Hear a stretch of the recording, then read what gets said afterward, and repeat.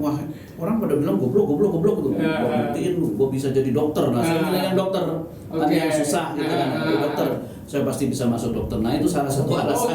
Sosial ke daerah-daerah, baik ke daerah bencana maupun pokoknya tempat-tempat yang kurang lebih nantinya akan kami jalani sebagai seorang praktisi dokter. Di sana kita juga nggak hanya bertindak sebagai dokter apa aja, sebagai penyuluh, sebagai tukang sunat dadakan juga. Karena ada kegiatan sunatan massal kita disuruh bantu untuk jadi tukang sunat, padahal ya belum pernah nyunat ya, paling ya megang-megangin dulu lah di awal-awalnya. Itu sangat berkesan ya.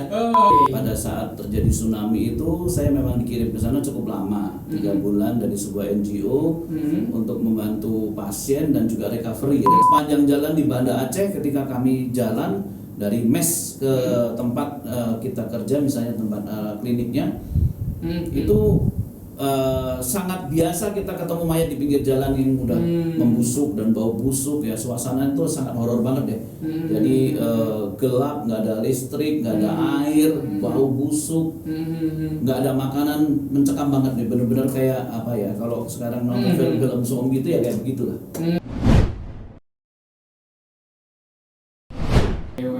Oke, baik dok, itu masa lalu ya dok ya, masa lalu yang sangat berkesan banget dan membentuk menjadi diri seorang dokter Indra saat ini, gitu ya. Oke, dok, kan hari ini kita dihadapkan dengan sebuah kondisi yang ya hampir beda-beda tipis lah gitu kan dengan bencana yang lagi itu dokter cerita ya, yang tadi dokter cerita bahwa penanganan pasca tsunami. Tapi bencana yang saat ini terjadi ini adalah pandemik gitu dok.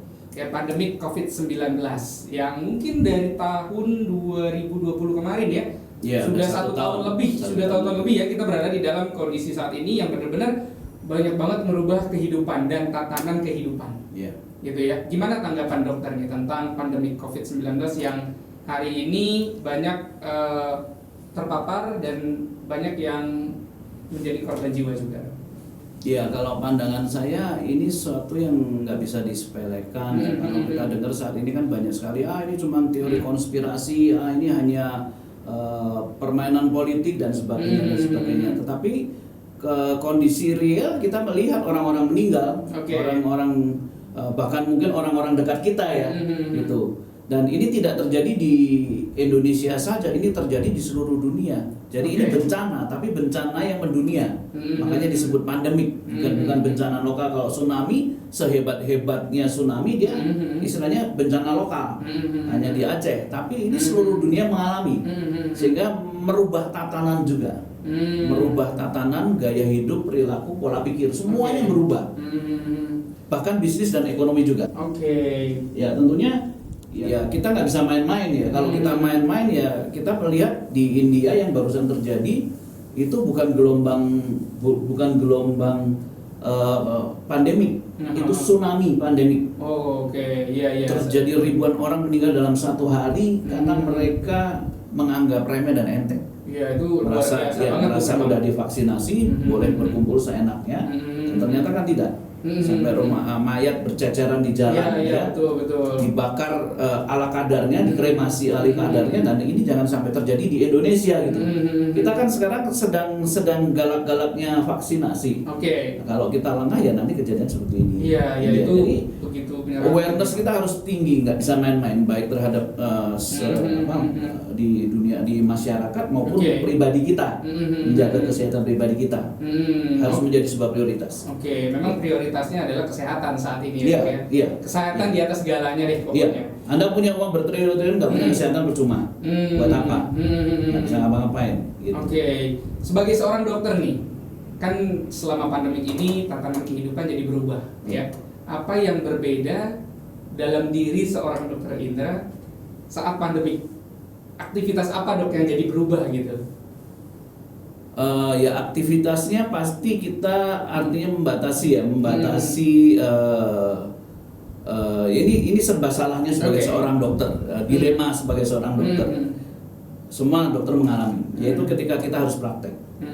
Ketika kita harus praktek, mau tidak mau, seperti Mas Dika katakan, kita adalah garda terdepan. Nah, di sini dilemanya ketika kita praktek, otomatis kita akan menjadi orang yang sangat mudah terpapar. Dan kita bertemu dengan pasien yang kita tidak tahu karena di awal-awalnya pasti nggak tahu ini COVID atau nggak, pasti COVID setelah pemeriksaan.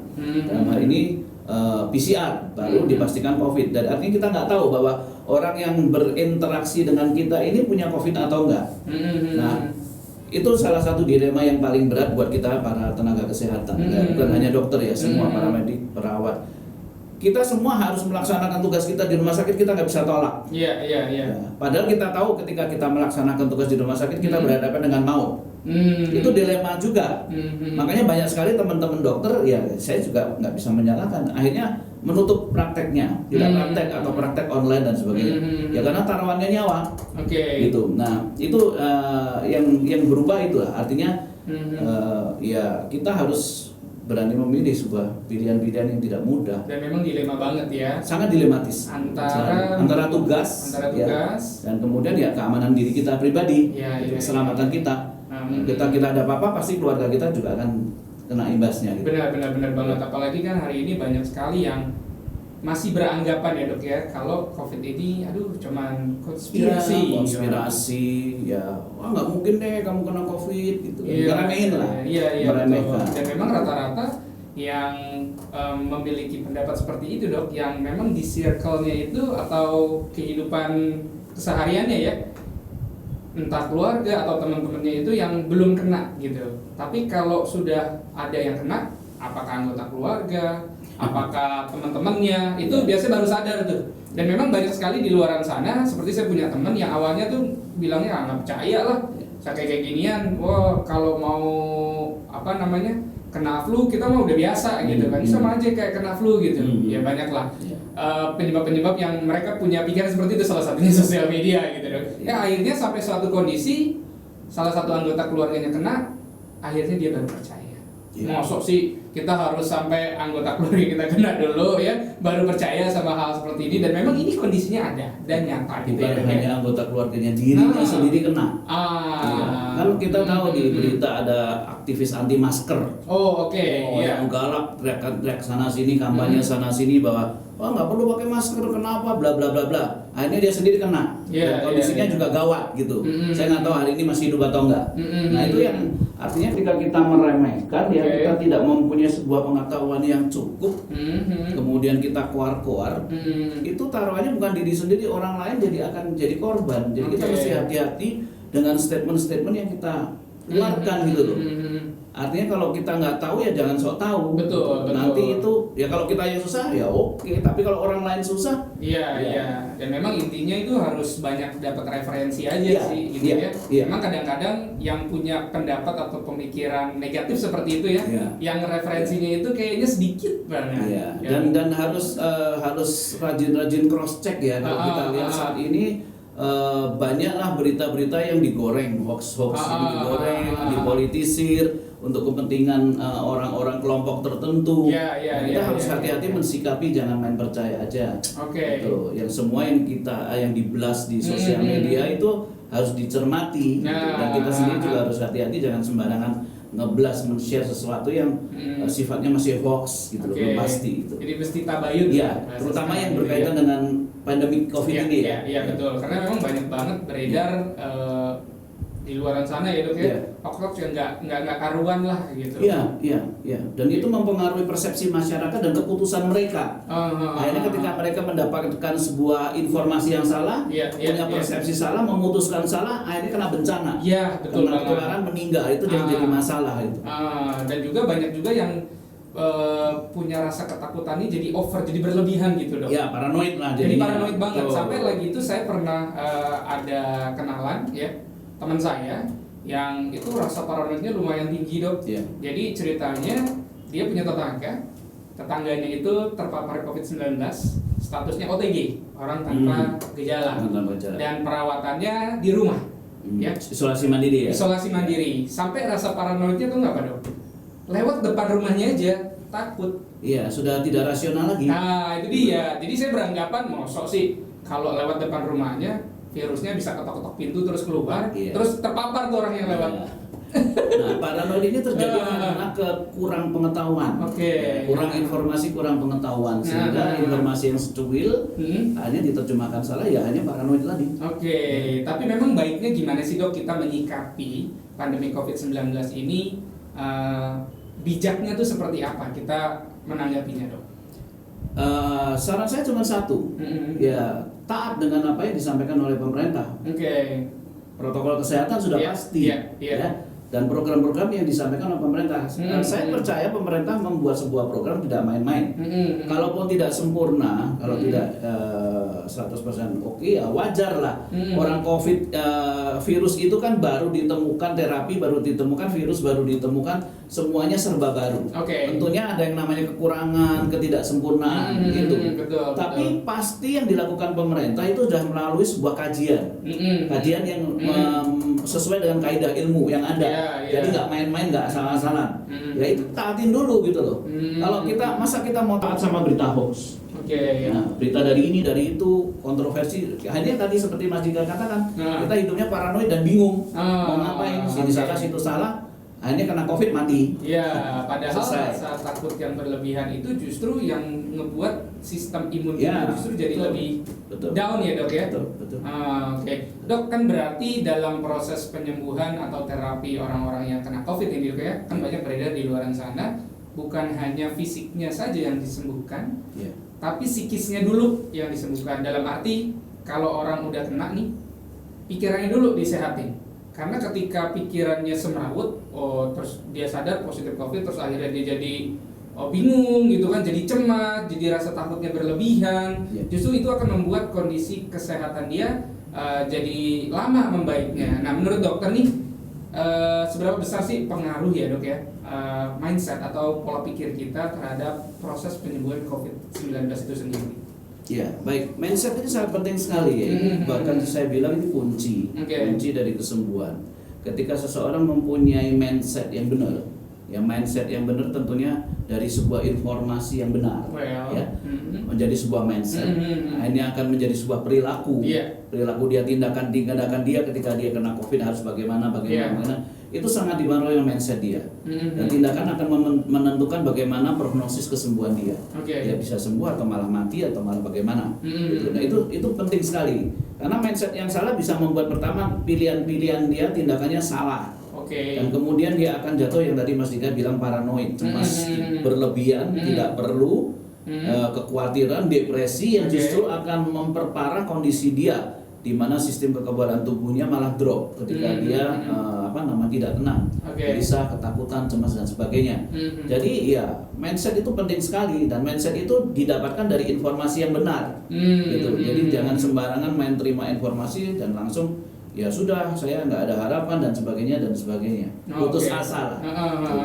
Memang dari bagaimana mengcounter informasi-informasi yang didapat juga ya, salah satunya. Dan juga mungkin support dari orang-orang sekitar kali ya, penting juga. Jelas. Ya, karena keluarga sangat penting ya, terutama inner circle ya, ring satu kita ya, keluarga kita ya. Suami mensupport istri mensupport suami, anak mensupport orang tua. Itu sangat penting. Jadi memang rasa kekompakan dalam berkeluarganya ini benar-benar diuji juga nih. Situasi pandemi COVID-19 ini ya dok? Ya, justru uniknya pandemi ini banyak selain merubah perilaku orang, juga membuat orang, menurut saya loh ya, semakin tegar, semakin tegar, semakin kreatif, ya, semakin menurut saya semakin kuat bahkan. Dan dari pandemi ini justru keluar ide-ide yang luar biasa ya, yang sebelumnya mungkin nggak dipikirkan lah. Contoh ya Zoom ya, Zoom, terus menggunakan media podcast seperti ini untuk menyampaikan informasi, terus kemudian bisnis juga mengalami perubahan perilaku bisnis ya. Saya rasa ya kita lihat, ambil positifnya lah. Kalau kita ambil positifnya ya kita pasti semangat gitu ya, antusias gitu loh. Jadi semangat mengalami. Jangan dilihat negatifnya aja gitu kan. Ya. Memang dampak positifnya juga banyak ada, ya. Di sela-sela dampak negatif karena virus ini, tapi dampak positif dalam hal lain pun ada. Ya, misalnya orang takut mati, lebih dekat kepada Tuhan, lebih takut, lebih beribadah, ya. Ibadahnya jadi lebih kencang, puasanya lebih semangat, nggak separuh jalan. Enggak kalau siang mampir ke warteg, ya. Suka hilang ingatan gitu, waktu siang-siang ya. Aduh, tiba-tiba lupa, wah udah kenyang baru. Atau ingatnya setelah keluar warung. Iya. Ya itu dampak positifnya. Oh gitu. Mendekatkan seseorang kepada penciptanya, kepada Tuhan. Oke, baik. Takut bahwa ya namanya COVID nggak pilih-pilih orang gitu. Iya, benar-benar. Karena nggak peduli apa Iya, kaya, apakah dia sederhana gitu pejabat kan. nggak pejabat, terkenal Pejabat, tidak terkenal, pejabat, semua berisiko, semua sangat berisiko. Betul, gitu ya. betul. Wah, emang luar biasa di pandemi COVID-19 ini. Betul. Banyak banget merubah hal-hal di sekitar kita, dan memang jujur kayak saya pribadi jadi perilaku hidup sehatnya itu lebih muncul gitu. Iya, dulu nggak pernah cuci tangan kan? Itu yang paling Sekarang penting. berapa kali cuci tangan? Itu yang paling penting. Itu yang paling penting. Iya. Jadi salah satu barang yang wajib dibeli dan dibeli itu dalam jumlah banyak setiap bulan ya dok ya. Kalau dulu kan nomor sekian gitu. Kalau sekarang jadi prioritas. Tahu apa dok? Sabun cuci tangan. Betul.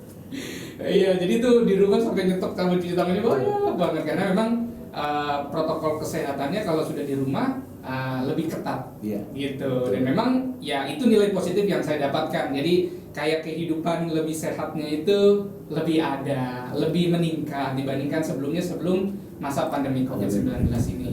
Ada awareness yang Iya, betul lebih rasa awareness terutama lebih di bidang kesehatan. Iya betul.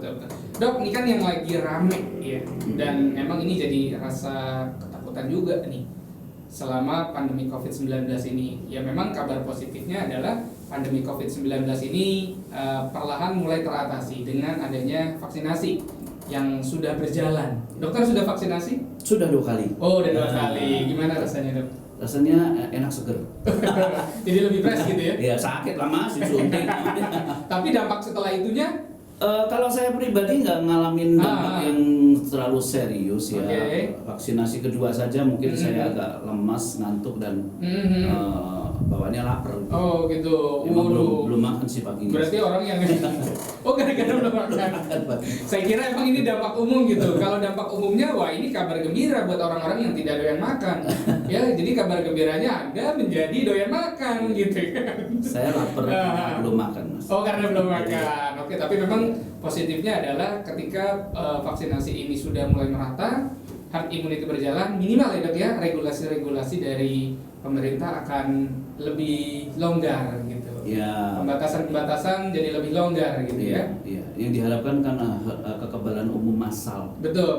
Immunity itu. Ya, karena vaksinasi sudah berjalan, tapi ada satu lagi nih dok yang emang lagi ramai juga dan lagi jadi bahan obrolan dan perlahan menjadi rasa ketakutan tersendiri ya dok, yaitu fenomena long COVID-19.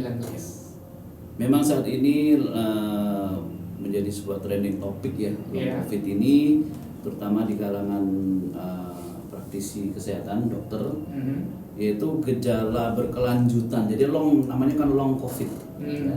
COVID yang berkepanjangan. Jadi artinya masih ada gejala-gejala sisa yang durasi waktunya ini bervariasi, bisa 3 bulan, bisa 6 bulan, bahkan bisa setahun masih ada gitu. Ya karena saat ini baru setahun ya kita umumnya setahun dulu gitu ya. Nggak tahu nanti 2 tahun lagi apakah masih ada atau enggak. Jadi long COVID itu intinya adalah gejala berkepanjangan dari COVID atau gejala sisa dari COVID yang masih ada setelah pasien itu dinyatakan sembuh, ya negatif PCR lah. Nah, memang sih sampai saat ini long COVID itu tidak menunjukkan sebuah gejala yang berat dan mematikan. Itu ya, gejala-gejalanya masih bersifat ringan, sedang, ya, ringan dan sedang. Ya seperti hilangnya penciuman yang masih dialami sampai bisa 2-3 bulan setelah dinyatakan sembuh. Terus kemudian lemas ya, badannya masih lemas, kadang-kadang masih suka sesak napas ya. Ada beberapa orang ada gejala-gejala alergi, alergi di kulit ya. Terus ada gejala-gejala neurologis, gejala-gejala yang berhubungan dengan saraf, misalnya vertigo, pusing gitu ya, pusing dan dizziness kayak kebingungan gitu ya, dizzy gitu.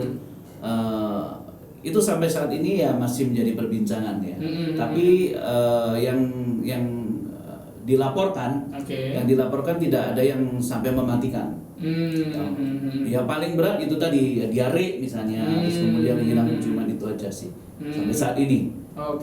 Jadi memang cara mendeteksinya seperti tadi ya. Kalau udah misalnya dia pasien COVID, terus kemudian sudah dinyatakan negatif, terus tapi masih merasakan hal yang sama pada saat dirinya masih positif gitu ya dok ya. Dan itu cara mendeteksinya dari situ ya. Dan kadang-kadang itu berhubungan dengan ketika kondisi mereka drop. Ya, dari kondisi fisik mereka misalnya kelelahan, kurang tidur ya, makannya mungkin nggak bagus ya, dietnya nggak bagus, itu bisa muncul dengan intensitas lebih berat lagi gitu ya. Misalnya sakit kepalanya lebih berat gitu ya, agak sesak napasnya lebih berat dari sebelumnya ketika kondisi tubuhnya tidak fit seperti itu. Apakah pasti dok dialami oleh semua pasien COVID yang sudah negatif? Enggak. Itu kasus per kasus lah, variatif ya, orang tergantung karena kita ini kan beda-beda ya, secara genetik beda, kekebalan tubuh kita satu dengan yang lain nggak sama, pola makan kita nggak sama, mindset kita nggak sama, cara kita memperlakukan tubuh kita satu dengan yang lain juga nggak sama ya. Tentunya ini mempengaruhi gejala long COVID yang akan diterima oleh para ex-covider itu ya. Para alumni COVID. Keren ya, alumni COVID. Dok, terus ada nggak sih dok metodenya atau tips-tipsnya nih supaya long COVID ini bisa diminimalisir lah gitu, tidak terjadi ke ex-COVID tadi? Ya satu-satunya jalan menurut saya ya pola hidup yang baik dan sehat ya. Artinya kita harus menjaga sistem imunitas dan kekebalan tubuh kita optimal. Sehingga satu yaitu tadi mencegah long COVID. Ya. Kedua mencegah misalnya penularan ulang. Jangan beranggapan sudah divaksin 2 kali selesai loh ya. Ingat kasus India tuh, pelajaran yang sangat-sangat mahal dan berharga. Jadi tetap kita melaksanakan prokes dengan sebaik-baiknya saat ini ya, nggak tahu COVID sampai kapan. Ya nanti kita lihat lagi deh, kalau misalnya herd immunity-nya sudah tercapai, vaksinasi sudah tercapai, kita lihat ya, apakah COVID-19 itu nanti akan menjadi seperti flu biasa yang tidak perlu ditakutkan ya, di mana sudah terjadi herd immunity, sudah terjadi pasukan antibodi yang kuat di setiap orang ya, sehingga si COVID ini nggak berbahaya lagi ya. Lalu kita mungkin bisa mengendurkan, tapi sebelum itu ya jangan coba-coba menurut saya. Sistem kekebalan tubuh kita, imunitas kita, gaya hidup kita tetap harus dijaga. Benar, jadi itu, tetap itu yang terbaik. Yang terbaik ya. Pola hidup tetap diatur. Bagaimana pola hidupnya jadi lebih sehat. Dan juga mindset juga perlu ya dok ya. Benar. Karena memang beberapa orang yang pernah saya temui ya dok, yang udah divaksin kok jadi kayak abai gitu, jadi udah mulai percaya dirinya tinggi gitu, udah deh nggak usah pakai masker kan kita udah divaksin gitu kan. Dan memang edukasi nih kembali lagi kan.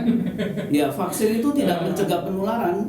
Jadi orang kalau udah divaksin 2 kali pun jangan berharap waduh saya nggak bisa ketularan COVID. Bisa ketularan, bisa. Cuman pertanyaannya ketika Anda ketularan, Anda sakit atau enggak? Ketika vaksinasinya berhasil, tubuh kita berespon dengan menciptakan antibodi sesuai dengan vaksin yang dimasukkan itu untuk melawan COVID, dan jumlahnya cukup, ingat, baru Anda nggak ketularan. Tapi virusnya ada loh di dalam tubuh kita, ada di saluran nafas kita, di tenggorokan kita ada, cuman kita nggak sakit karena tubuh sudah bisa melawan. Tapi kan nggak semua orang sama. Betul. Ada yang orang disuntik misalnya naik titer dia 100, ada yang disuntik naiknya cuma 50 gitu.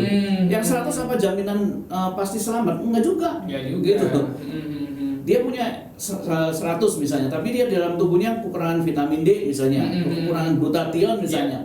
Nah, akibatnya ya tidak efektif gitu loh. Jadi karena ini semua sifatnya masih baru ya, masih vaksin juga masih baru, kita belum tahu titer antibodi sekian lah yang paling aman, dan titer antibodi jenis ini, karena titer antibodi itu macam-macam, jenis inilah yang sangat efektif buat COVID. Nah itu semua masih dalam tahap penelitian. Masih dalam tahap iya, yang terbaik ya tergantung diri kita sendiri, jaga kesehatan kita baik-baik, sistem imunitas kita, mindset yang benar, prokes tetap dijalankan.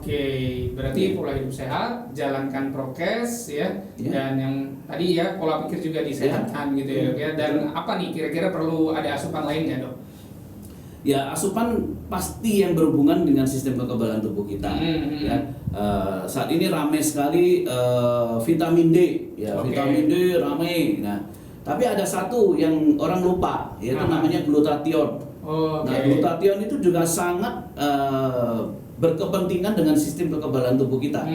Bukan hanya sistem kekebalan tubuh kita, untuk mendetoksifikasi racun-racun termasuk virus yang di dalam tubuh kita. Nah, tapi ini belum mendapatkan perhatian selama ini di kalangan praktisi medis. Karena apa? Karena glutathione selama ini dipakainya banyakkan di pakar-pakar estetika sebagai program anti-aging, untuk memutihkan, untuk menghilangkan kerut. Ya, anti-aging kan anti penuaan. Jadi dengan pemberian glutathione kan diharapkan kita menjadi lebih muda, peremajaan. Tapi ketika itu benar ya, itu hipotesa seperti itu, teori seperti itu benar. Karena glutathione itu memang meremajakan sel tubuh kita gitu loh. Nah, ketika kadar glutathione ini cukup di dalam tubuh kita, ya kita bisa mempunyai sistem kekebalan tubuh, memiliki sel-sel yang kuat, yang bagus, yang berkualitas. Ya, tugasnya ya untuk menjaga kita nggak tertular, bukan nggak tertular, untuk bisa melawan. Tertular tuh nggak bisa dihindari gitu loh. Cuma kalau tertular jangan sampai sakit, itu aja sih. Jadi emang bentengnya jadi lebih kuat. Iya, bentengnya lebih kuat. Berarti peranan yang tadi dokter bilang, si glutathione selain membuat glowing optimal, kulit, wajah segala macam, bisa buat bidang estetika, ini membuat sistem imun juga jadi lebih optimal gitu ya dok ya? Ya, bukan cuma sistem imun sih sebenarnya. Ya, intinya glutathione itu kan protein ya. Protein itu kan pembangun tubuh. Semua tubuh kita perlu protein. Bikin hormon, bikin enzim ya, regenerasi sel, semua butuh protein. Nah, kalau kadar proteinnya kurang, tubuh kita kan rapuh dan sakit-sakitan. Itu aja sih sebenarnya, prinsipnya sederhana. Gitu. Berarti memang glutathione ini betul-betul menjadi asupan yang sangat direkomendasikan juga ya. Cuman belum banyak diketahui. Itu. Nah, ini ngomong-ngomong soal glutathione, saya jadi ingat nih dok. Satu rekomendasi suplemen yang emang lagi rame, lagi masa pandemi ini ya. Banyak cerita orang yang konsumsi ya, alhamdulillah kebantu gitu, walaupun ada proses pengobatan di luar sana. Nah, satu rekomendasi suplemennya yaitu Immunokal ya dok. Nah, ini yang dokter tadi sempat singgung nih, yaitu sebagai glutathione ya. Nah, jadi si Immunokal ini sebenarnya glutathione-nya itu source atau sumbernya dari apa tuh dok? Ya, jadi mungkin supaya jangan salah persepsi dulu, jadi Immunokal ini bukan glutathione, tapi prekursor. Ya, jadi glutathione itu diproses dan diciptakan oleh tubuh kita sendiri, dibentuk oleh tubuh kita sendiri. Cuman perlu bahan baku kan mas, gitu loh.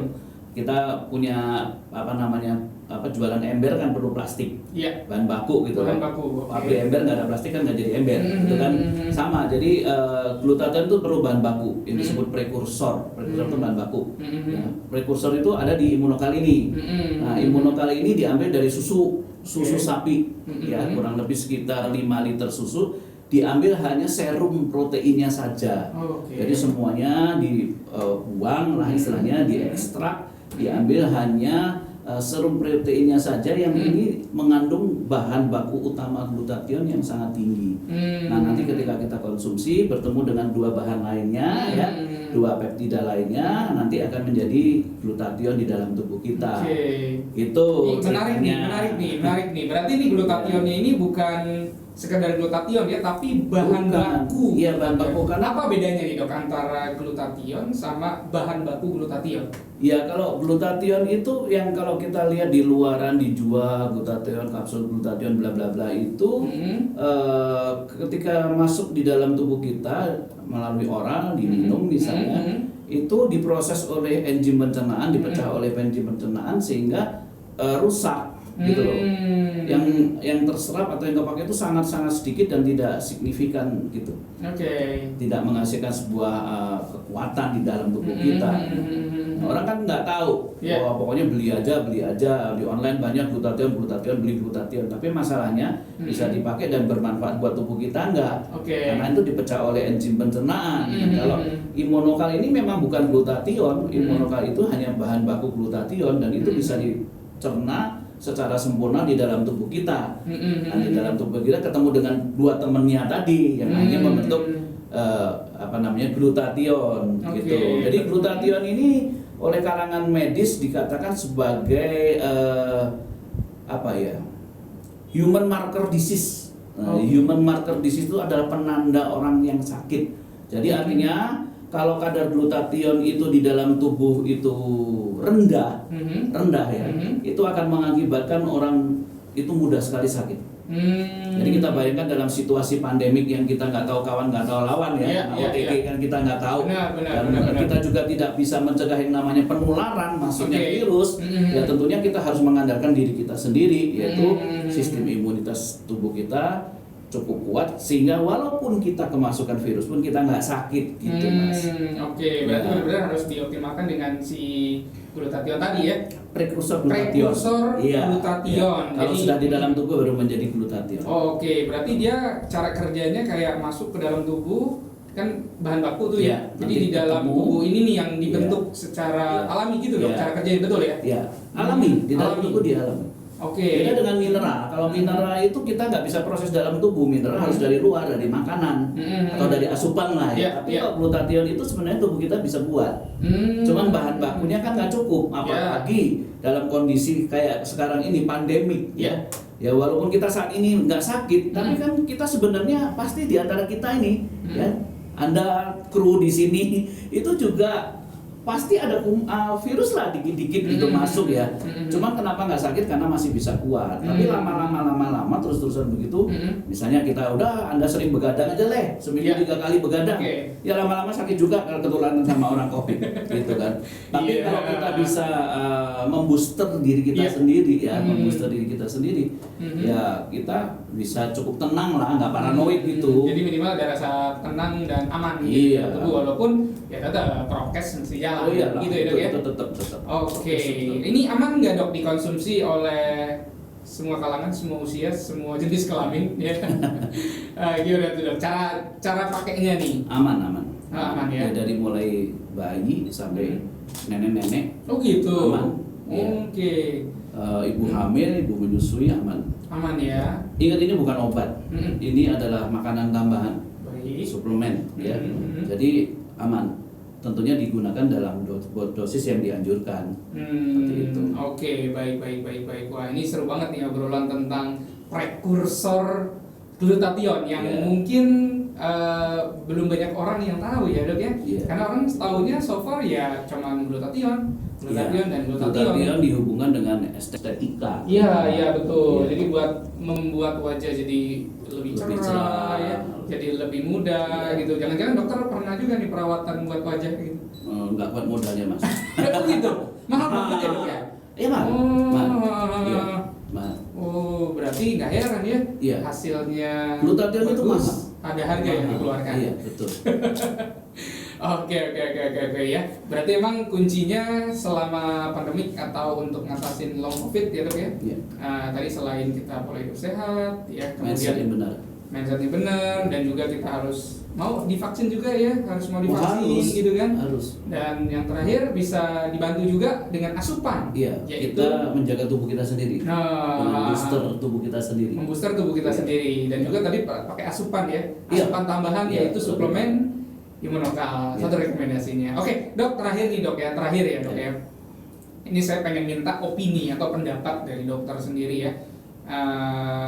Tentang COVID-19 yang sampai hari ini masih ditetapkan statusnya sebagai pandemik gitu Dok ya. Kira-kira menurut dokter nih ya, hal apa sih yang harus dilakukan oleh pemerintah kita, pemerintah Indonesia ya, dalam rangka untuk menangani pandemi COVID-19 nih? Opini seorang Dokter Indra. Opini saya sebagai pribadi sebagai seorang tenaga medis ya. yang pasti itu ketegasan. Artinya gini, ya contoh barusan pemerintah mengeluarkan larangan mudik. Ya pasti banyak orang ya nggak suka, nggak populer lah ya. Apa namanya peraturan seperti ini ya. Apalagi tahun lalu udah nggak mudik, sekarang masa nggak mudik lagi. Gitu. Tapi kita berkaca dengan kejadian di India itu loh. Ya, ketika ada mudik, ada kerumunan dan kerumunan itu juga bergerak silaturahmi. Jalan ke sana, jalan ke sini, ke tempat-tempat wisata juga. Nah, disitulah akan terjadi gelombang-gelombang kedua, ketiga, keempat, bahkan tsunami daripada COVID. Jadi ya kalau saya yang mengharapkan dari pemerintah ya tegas, ya benar kayak sekarang jalan tol tutup aja, sekat aja, denda aja. Karena ini kan demi orang banyak. Ya paling kita lakukan kan tahun ini, 2 tahun lah. Ya saya nggak tahu tahun depan ya. Tapi setidaknya dengan 2 tahun, dengan 2 tahun dilarang mudik plus vaksinasi, itu akan terjadi penurunan kasus sehingga tahun depan kita bisa mudik. Masa kita ngotot mudik di sana tahun depan kemudian kita mati semua misalnya ya anggota keluarga. Ini teman saya barusan ya. Ini kesaksian saja ya, teman saya barusan pulang kampung karena papanya meninggal. Meninggal bukan karena COVID. Setelah dikuburkan, pulang dari, kalau orang Tionghoa kan ada sebuah semacam budaya ya, begitu selesai penguburan atau kremasi mereka berkumpul makan keluarga. Nah disitulah terjadi penularan di antara keluarganya, ada satu yang positif COVID dan akhirnya teman saya, mamanya, adiknya, iparnya, dia sendiri kena semua. Gitu. Dan akhirnya ya saat ini mereka dirawat. Seperti itulah yang kita takutkan ketika Lebaran ini dilepas, ya terjadilah rantai penularan akan lebih bergerak lebih. Karena memang kondisinya kayak kita bertarung dengan roh halus, tidak bisa dilihat. Oke, itu opini seorang dokter. Ya, ketegasan ya, dan kemudian ya artinya kesediaan vaksin segala macam ya harus dilakukan, penelitian tetap harus dilakukan, dan kemudian cara berkomunikasi, mengkomunikasikan kebijakan itu penting. Jangan sampai akhirnya seliwar-seliwar, yang sana bilang boleh, yang sini bilang enggak. Di sini boleh nggak boleh mudik, di sini boleh mudik. Ya antar pejabat sampai terjadi miscommunication seperti itu ya fatal menurut saya, karena dampaknya kan orang banyak. Jadi ya ketegasan pemerintah itu nomor 1, dan kemudian adalah cara mengkomunikasikan regulasi-regulasi yang dibuat itu benar-benar harus baik, supaya tidak membuat bingung masyarakat, dan supaya si pelaksana itu juga bisa melaksanakan dengan baik. Baik. Ya semoga kita doakan ya dok ya, pandemi COVID ini cepat usai, cepat selesai ya, supaya negeri kita Republik Indonesia ini bisa kembali sehat, kembali normal, dan aktivitas jadi tidak terbatas. Amin. Ya, semoga kita doakan sama-sama ya, tahun besok ya, atau di awal tahun lah ya, awal tahun 2022 ya dok ya, kondisi sudah normal dan keadaan akan baik-baik saja. Amin. Oke. Thank you sekali dok. Sama-sama sudah berkenan untuk menjadi teman ngobrol di podcast Mologi kali ini. Semoga dokter dan keluarga selalu diberikan kesehatan dan kebahagiaan. Meskipun masih masa pandemi COVID-19 ya dok ya, tetap jaga kesehatan ya dok ya. Siap, selalu. Baik, untuk Bro Yasin semua, terima kasih untuk yang sudah menyaksikan tayangan podcast Mologi pada hari ini ya. Sehat selalu untuk kita semua.